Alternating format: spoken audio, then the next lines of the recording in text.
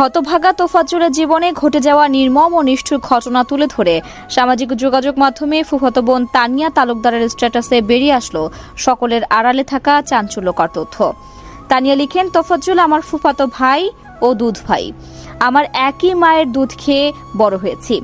তোফাজ্জলকে যারা মেরে ফেলেছে তারা তো অবশ্যই খুনি, কিন্তু আমার মতে তোফাজ্জলের আরো দুজন খুনি অপরাধীর নামের খাতা থেকে বাদ পড়ে গেছে। সেই দুইজন হলো ওর একমাত্র ভাবি এবং ভাইয়ের শাশুড়ি। অনেক পরিবারে ভাবি আছেন যারা মায়ের মতো আদর স্নেহ দিয়ে আগলে রাখেন, কিন্তু তোফাজ্জল এতটাই হতভাগা ছিল কোনোদিন ভাবির হাতে এক প্লেট ভাত খেতে পারে নাই। আজ সেই পাগলটা ভাতের খোঁজেই মারা গেল। তোফাজ্জলের পরিবারের শেষ আশ্রয়স্থল ছিল ওর একমাত্র ভাবি, যে কিনা ওর সাথে কুকুর বিড়ালের মতো আচরণ করত। তোফাজ্জল সুস্থ হোক সেটা কখনোই চায়নি। কেন চায়নি জানেন?